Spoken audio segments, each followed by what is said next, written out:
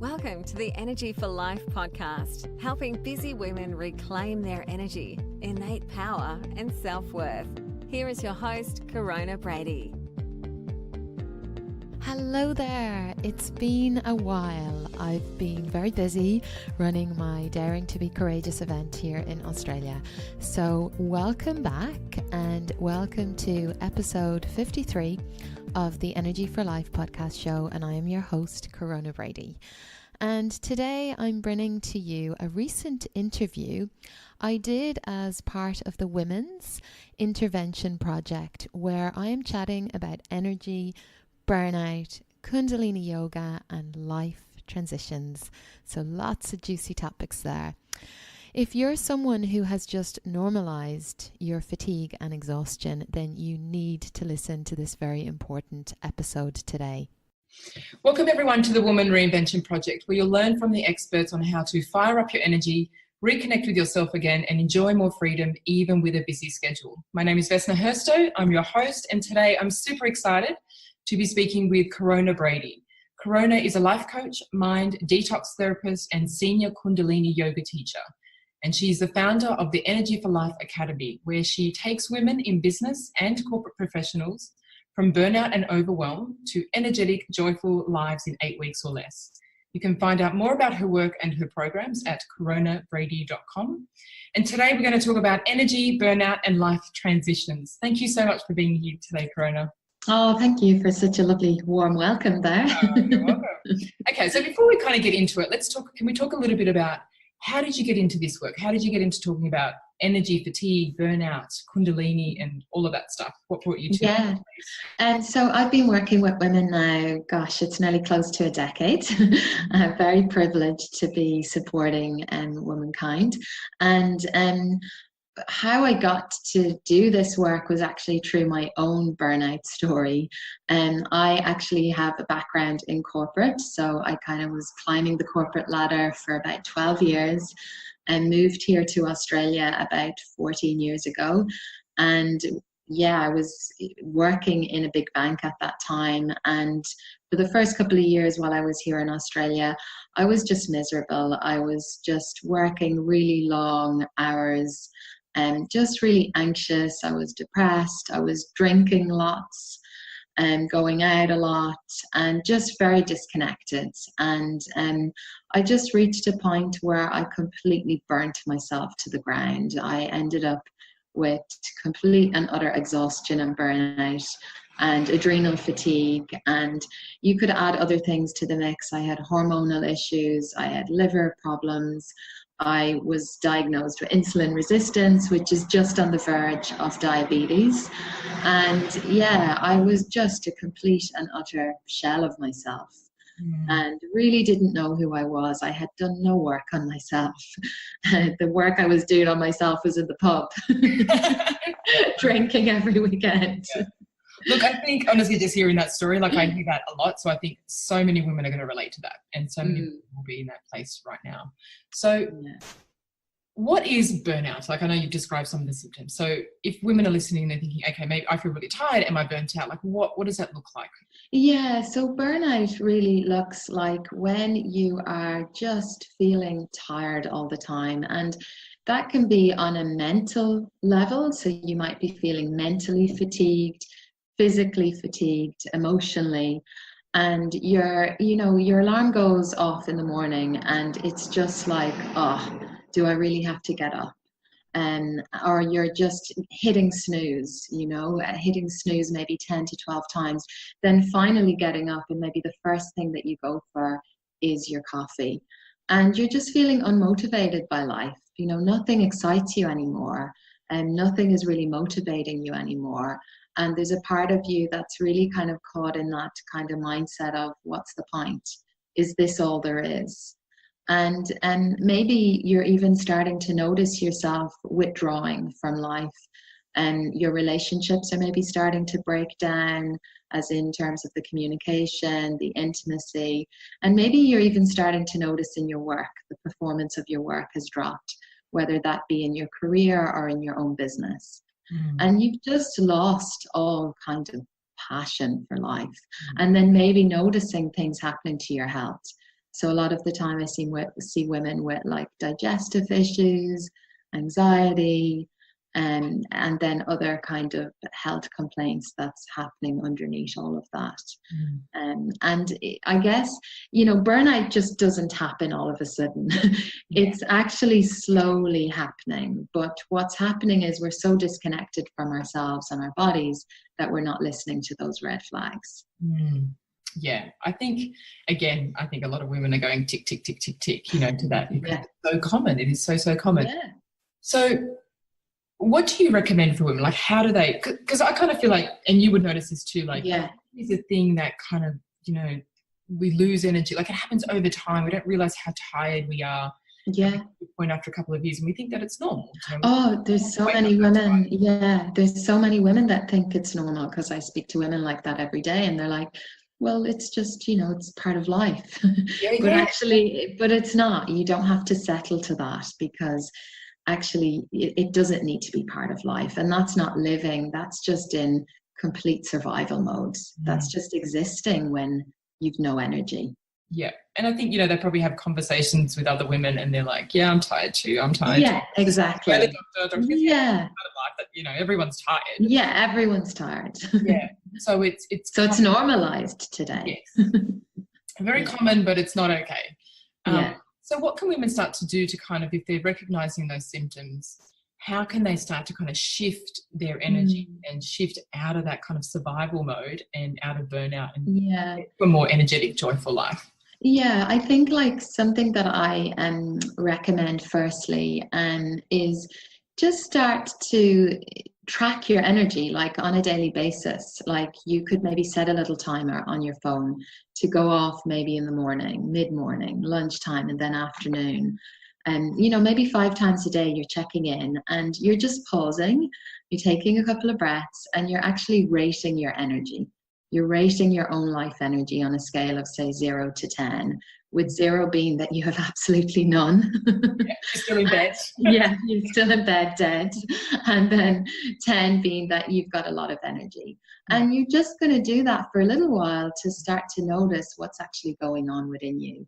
Because it's actually true awareness that we can make change. And that's really going to, that's going to be a bit of a wake-up call.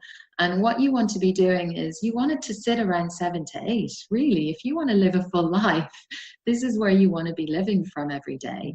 And if it gets below 5, that's, and if it's below 5, that's a red flag. That's a warning. This is when you really need to start making some changes in your life and slowing down. And I think the problem today is that we're always on. We're just always on. There's like no time to just stop, pause, take time out. It's just always on, always going, always doing. Especially a lot of the women I support, their minds are always on. Just they don't get a break from their minds. And they're not meditating. They're not doing those kind of self-nourishing rituals that could be supporting them. Yeah. Like, I think, I hear a lot, like, women will have a full day at work and often will come home and have their families, but even when it's like, end of the night, they still don't stop. Like, the mind is constantly going with everything that they need to do. So even though they may be sitting there on the couch doing nothing, which is not common for these women, but just say they do that, their mind is still overactive, and so they're still kind of working. Or a lot of what I see is being then caught in kind of destructive patterns, like, because they're always on and because they're always busy, that their way of then winding down and de-stressing is having a glass of wine in the evening. And actually that's not supporting them in any way. I hear that a lot. Like, women will often say, that's my time to be with myself. I have a glass of wine, I sit on the couch, watch TV, and they're not even being with themselves. They're numbing themselves. Yeah, they're numbing, exactly. Yeah, and that's just creating more and more disconnect.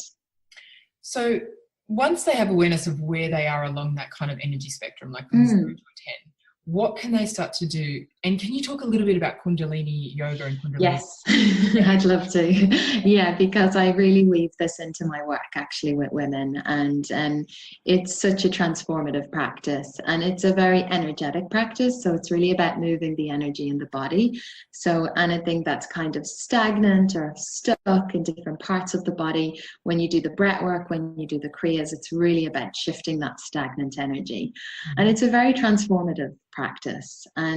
But what I love most about the practice is that, you know, any of the meditations, any of the breath work, any of the kriyas that you do, and the kriya is just basically a set of exercises, and it always has a common goal, working towards some specific goal in the body and working on a different area in the body. And what I love about the practice is that it's very strengthening for the nervous system. It really strengthens your nervous system. It's really balancing for the glandular system. And you're really working out all of your organs. And you just feel so good after the practice. You know, you feel alive, you feel energized. And that's what happens, because when you start to awaken the Kundalini, which is the energy that sits within us, it sits at the base of the spine. And everyone has this energy, but for most of the planet, they are not even aware that this energy is within them. And so they never tap into it. They never awaken that energy. And that's really sad, because that energy is your birthright. And when you start to awaken that energy, you wake up. It's like you're just living with a new set of eyes. You're alive, you're awake, and you're just living with more consciousness, more awareness. And then as a result of that, you're showing up more as your true self. And when you start to awaken that energy, you actually get a lot of energy. But that energy is creative energy. So you start to get a lot of creativity, like creative ideas, insights, inspiration, and then you can use that as you please. You can plug it into your business, your work, career, relationships. You know, it's going to have a very positive advantage in all of your life. Cool. So just a question that kind of pops into my mind. So with burnout and Kundalini that's not activated, is it the same thing, or is it, can people be not burnt out and still have their Kundalini energy not activated? Does that make sense? Yes. Yeah, I wouldn't interlink them at all.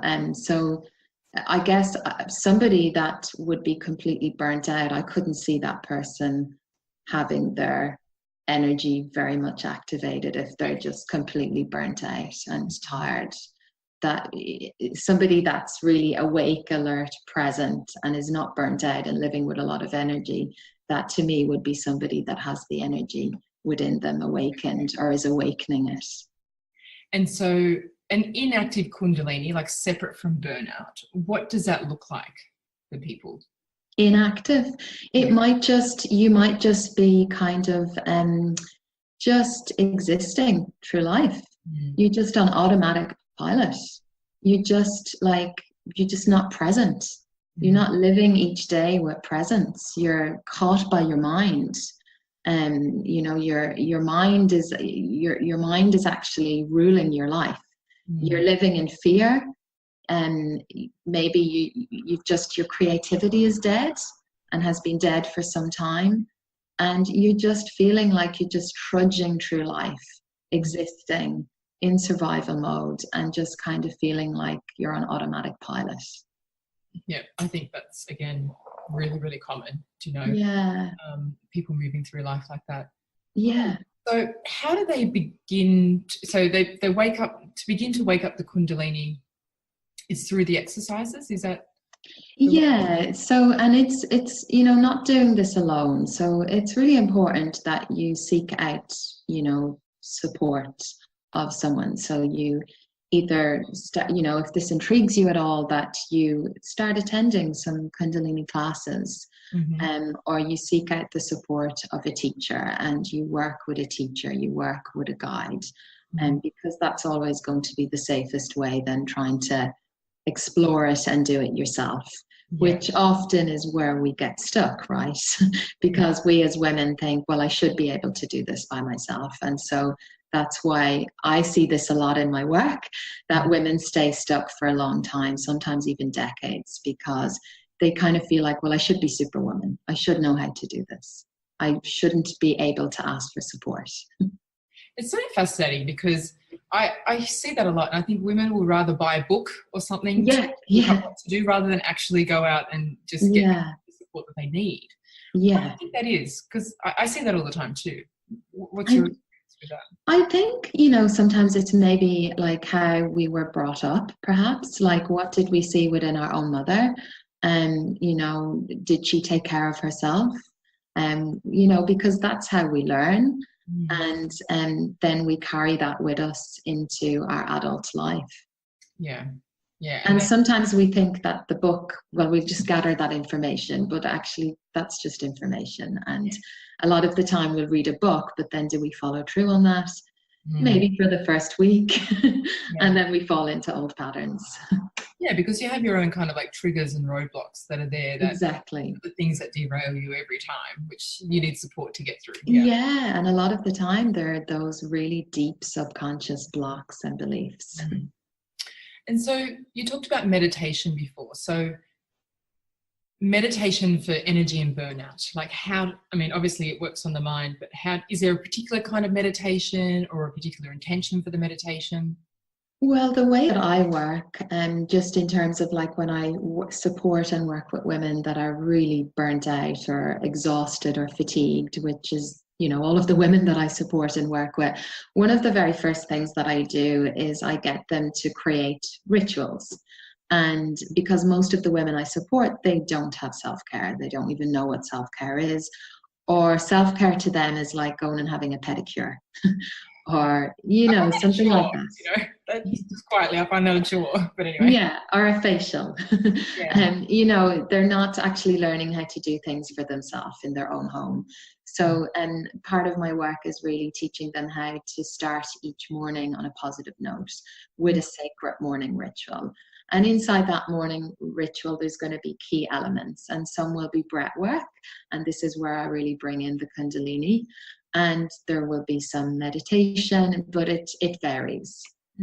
Okay. What about mindset for these women? Yes. Well, what I've noticed just through all of the women that I've supported is that actually energy, mindset, and self-worth, they're all interlinked. And so if a woman is like really burnt out and fatigued and she's lacking life energy, then that's going to actually play into her mindset. And then that's going to play into her sense of self-esteem and self-worth and self-confidence. So actually the first thing that we have to do is focus on the energy, and that's where I start first with the women, because that's where everything's coming from. That's where it's rooting from. So it's getting them to kind of start their practices morning, start their practices in the evening. And what they begin to notice, and it can only even take a matter of days, where they start to really feel their own vitality that's within them. They start to notice a shift and like a spring in their step. And then we focus on the mindset. And a big part of my work is really looking at the past and what they might be holding on from their past that a lot of the time is keeping them stuck in their present. But most importantly, looking at those kind of subconscious beliefs and that often just as adults are playing out, and that causes us to kind of continuously repeat the same patterns. And I have a really powerful method that I've been trained in. It's called the Mind Detox Method. And it's like detoxing the mind, like the way you would detox your physical body. This is a way of detoxing the mind. And it's so powerful. And it's just amazing what I see happen, like women that are holding on to stuff from, say, the age of 7, 8, 9, and what can happen in one session, and just how that then impacts their future. And is it kind of like breaking down, is it bringing awareness to certain? Yes, bringing awareness, that's right. Yeah. And then changing it and reframing it, and then giving them a practice to do for the next 40 days so that they condition the new belief. Oh, cool. Yeah. So what about with life transitions? Do you ever notice burnout is kind of, burnout begins at what's how the word, like, and then there's a life transition after it. Do you ever see like burnout is sometimes like a message that we need to make changes in our life? Yeah, absolutely. Yeah, life transitions is a big one actually. This actually most of the women I support are either in a huge significant life transition in their life, or they're navigating one. And a life transition is really, look, I'm in one at the moment. Yeah. Yeah, I'm in an uncomfortable one at the moment. And it's really, yeah, when something significant happens, changes in your life. So, for me, I've separated from my husband a year ago. And so that is a huge transition in itself. That can be a crisis of some sort in itself. And so a life transition is really when something, changes in your life, like divorce, separation, the birth of a child, becoming a mother for the first time, getting married, because you lose a part of the old self and you're now stepping into the new self. And when the kids leave the home, empty nest, and a change in your finances, a change in your career. And there's so many different types of life transitions. And in that time, it can be such an uncomfortable place. And because especially for women like myself that are really high achievers, and they always want to be going and doing and looking for the next thing, and they're planners. And actually you can't plan in that, because there's three kind of steps to a transition. And the first part is you have to let go of the past. And it's really kind of taking time to reflect on, okay, what's ending in my life? What are the learnings? What are the lessons? What am I going to take with me? What am I going to leave behind? And then the next step we move through is the pause. And this is the one that none of us want to stay in. But we have to, because we have to honor all of these steps. And if we move too quickly, and between these, what will happen is that we're not clearing and cleaning from our past. And actually, there's going to be a lot of unfinished business that we're going to then take with us into either our next relationship or our next job or whatever it is. And then what happens is we're just recycling those patterns, recycling those beliefs. And the pause is so uncomfortable because you're just simply in the pause. And you can't see what the new beginning ahead is yet. And this is a time when you really just have to pause and be, and journal and meditate and just be with yourself. It's not a time of like being active and in doing. It's a time when you just withdraw from the world. You go into your little cave or your tent. And actually it can be a lonely time because you're spending a lot of time with yourself. But you're reconnecting back to yourself. And then the last stage is the beginning. You begin. And that's, usually the easiest step. But you won't know that unless you spent enough time in the pause, because this is where you're reconnecting with yourself. You're reconnecting with your heart, not your mind. And then your intuition is going to guide you to the beginning. And I mean, there's no time frame on these things, but I'm sure well, how long? Yeah, how long? It's different for everyone. Yeah. It really is. Yeah, and I believe that. So in the pause phase, like, how would they know, okay, this, I've done my work here, I'm okay to move forward now? Well, if they're actually doing the work on themselves. So if a woman is not doing the inner work, she won't even be able to sit in the pause. Yeah. Or if she's in the pause, she's just going to be using all sorts of band-aids. Yeah. And so when the woman is really doing the work on herself, and she's really reconnecting back inside, she's connecting to her heart, she's connecting and strengthening her own intuition, she'll know, she'll be guided. And if she's not doing the work, then she won't know. And what do you find stops women from doing the work? I think fear. I think fear is a big one. And I get this a lot, actually. Fear. They're so afraid of change and what that could look like, because it might mean that they might have to end their current relationship or marriage, or it could mean anything. It's so that there's so much unknown in that, and that just puts women off. And because even though they might be so uncomfortable in the place they're in, that's a place they know. Yeah. And fear, or what else can prevent them? Just trying to think, what's another one? Sometimes just they don't even know where to begin.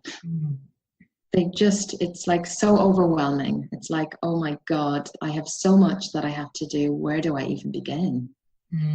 I think that's so true. That's obviously that, kind of highlights the need for support during that phase. Yeah, exactly. And yeah, you can't do that on your own. If you're moving through a massive life transition, you can't do that on your own. If you're completely burnt out, you cannot do that on your own. You have to get support. Yeah. And I think, I hear a lot of it, like women go from one relationship to another or one job to another without a pause, and they continue. And they continue, yeah. And but unfortunately, when they're not aware, they don't realize, they think all of this stuff is happening on the outside to them. And it's coming in, but it's obviously they're the common denominator. Yes. Yeah, absolutely. Cool. So one more question. If women say, okay, I know all of that, but I don't have time. Yeah, that's a big one. I hear that all the time. Me too. Yeah, I don't have time. Well, you just have to reframe that, because we do have time. Like, I think what women need to start doing is they need to weigh up the price and the cost. And, what is it costing you right now to stay in the place that you're in? What's going to cost your future self? What's the price of not making this a priority right now? What's the price of not fixing this right now? And, the thing is, we do have time. That's just, it's an excuse. Yeah, absolutely. And I think that's really good to say, like, to kind of look at, kind of what is it costing you, to have really clarity on that. And honesty. It's getting really honest, because if you're not in enough pain, you're not going to fix the problem. That's the reality.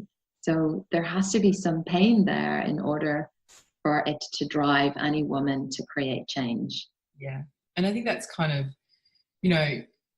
sometimes in our life when we have, life throws us a curveball and we have to address this stuff, in that suffering comes change. Without the pain, without the internal suffering, we wouldn't change anything about our lives. Absolutely.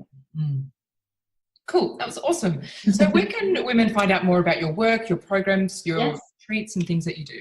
Yeah, you can head to coronabrady.com. Everything's literally on my website. I have a free webinar that you can watch, and it literally runs on the hour every hour. And that webinar actually is a great introduction to just me, and you'll actually learn some really cool tips on that webinar about fatigue and burnout. And there's even a Kundalini breathing exercise on that webinar as well, which is good. And that will also get you on my email list when you sign up to that webinar. I also have a free guidebook that you can download, and that's a great, down below. That's really good for any woman that's struggling with anxiety, fear, just caught in her head, worry. There's some great tips and tools inside that book. And then in terms of like my work, I run a lot of live events and retreats. I've been running retreats now in Australia for the last couple of years, and I have a really beautiful venue up in the Blue Mountains. And I'm running a retreat there in spring, in September, and that's the Reclaim Your Radiance retreat, and that's on my website.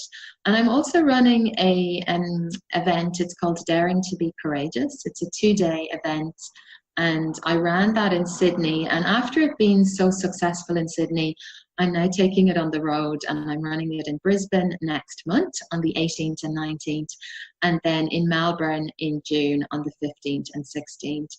And this is just a beautiful 2 days of just soulful connection, sitting in circle with other like-minded women. You will just walk away from this event feeling so empowered. And all the details to my programs as well. My Energy for Life Academy and my Awakened Woman Life Mastery is also on my website. Awesome. Thank you so much for today, Corona. I think that, I didn't know much about Kundalini and, I've certainly done it, but just to hear that, how you can incorporate it into energy and fatigue and overcome burnout and things like that. Yes. Really insightful. Thank you. Not at all. Thank you so much for having me on. You're welcome. So there you have it. That's episode 53 of the Energy for Life podcast show. If you can relate to any or all of what I've shared here today on this episode, please reach out, book in for a chat with me. It's a complimentary initial chat. Go to coronabrady.com/apply. That's going to take you direct to my calendar. Just choose a day and time that works best for you, and then you'll be redirected to just a very short application form. If you can provide as much detail as possible there, so I can best serve you on that call and you can get the most from our time.